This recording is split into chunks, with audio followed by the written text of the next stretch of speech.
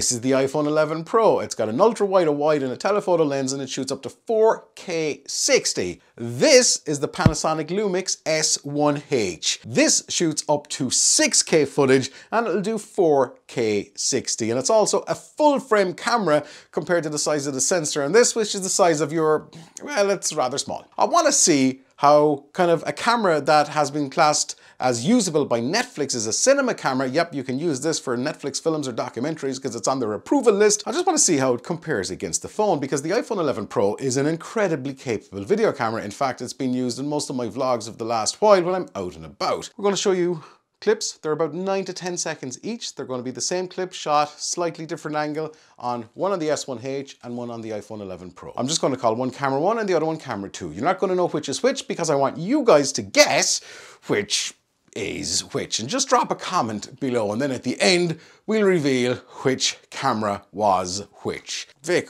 why are you even doing this video? This thing, this cinema beast, is going to win. Let's find out.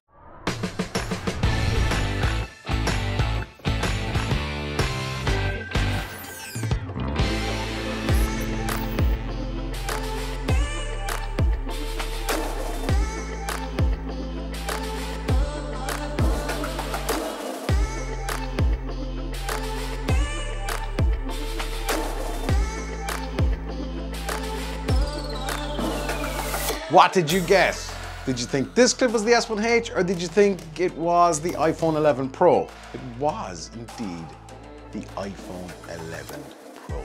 There's just that little bit more dynamic range. I know Apple use a whole ton of HDR algorithms and all kinds of voodoo magic to pull out all of the details, as you can see in the S1H shot. I had to expose, kind of try and find the balance, but the shadows are a little bit crushed and there's not a lot you can do. That's the first one. Let's jump to the next one.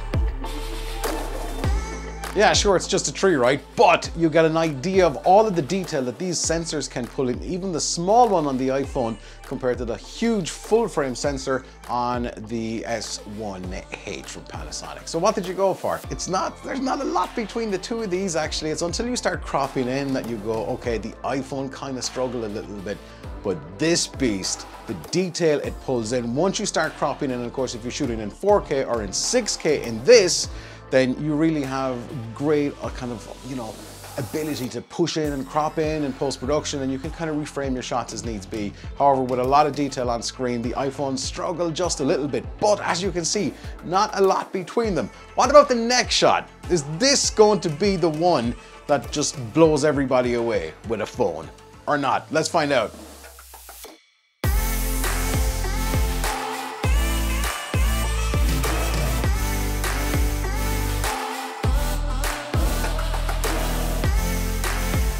Again, as you can see, and there's very little color correction or grade done to these, there is not a lot between the two of these. These were both shot 4K 60. I've slowed it down to 50% in post, and as you can see, this S1H is the first clip. It's this one, and it's just a little bit more cinematic. The iPhone 11 Pro one is perfectly acceptable. It's really, really good. It's really sharp, and it's just not as cinematic possibly as you might hope, but either way, there's not a lot to tell these cameras apart. Again, the big thing is the resolution on the S1H is where you can really push in. Now we're going to be getting to the low light test, which wait till you see how much this thing falls apart versus this. Or does it? Anyway, that's on the way, but let's take a look at the next clip. And again, before we kind of, you know, push ahead, have a guess in the comments which clip you think it's camera 1 or camera 2. Let me know what you think, whether it's the iPhone 11 Pro or the S1H. Next clip, let's go.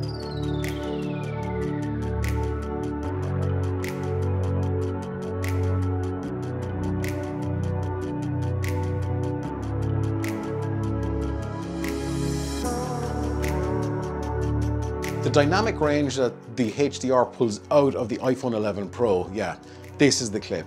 Unreal, right? It's crazy good. No slouch, but the highlights are a little bit tough to recover. Maybe if this could shoot RAW, then absolutely. But for a phone, Holy hell, what did you guess? Did you guess right? Did you guess incorrect? That low light test is coming. Let's move on.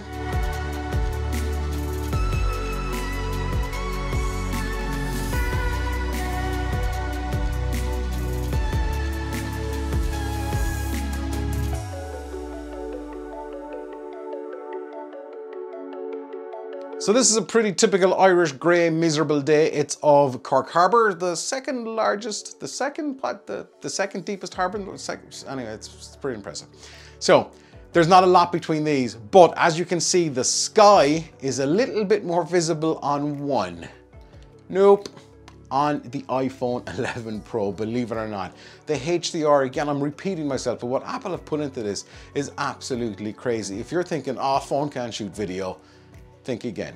Think again. Seriously. Right. Who wants to see the low light test between a full frame camera and a camera that's got a sensor the size of your...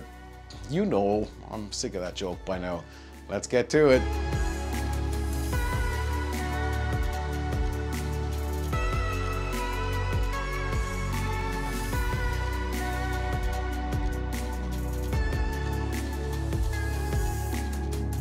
Absolute tons of detail at night in this. As you can see, there is really no noise whatsoever.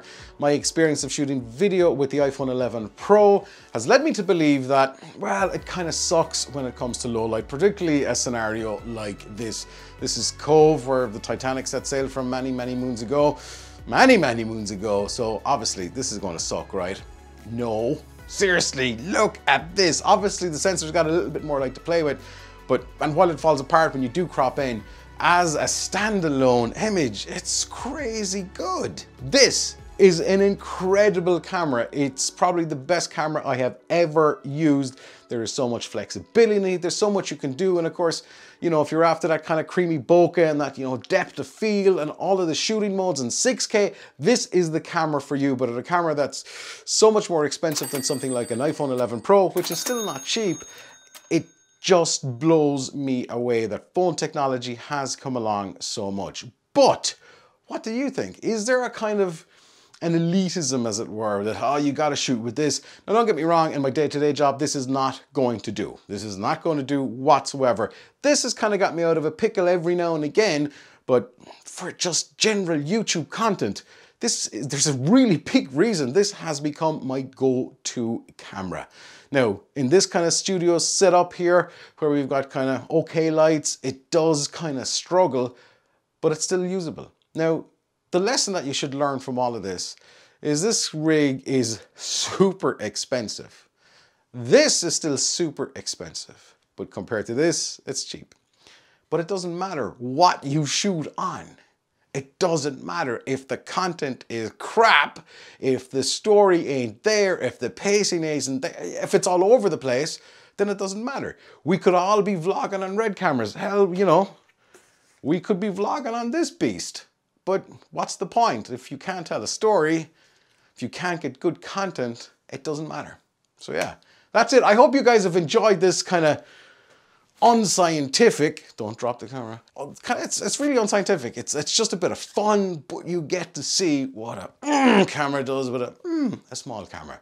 My name is Vic Barry, thank you so much for watching. We do all things tech and creative video here, so if you would like to see more, please hit the like button and subscribe, and hey, drop me a comment. I absolutely idolize interacting with everybody. Go back through all my old videos. Check how many comments I replied to. 99.9% of comments. Let's get a conversation going. Let's go talking about making stuff and cameras and tech. And by the way, there's a whole bunch of other videos that I think you might like to check out. So do me a favor and check them out. We'll see you in the next episode of the vlog. And until then, don't stop fighting for yourself.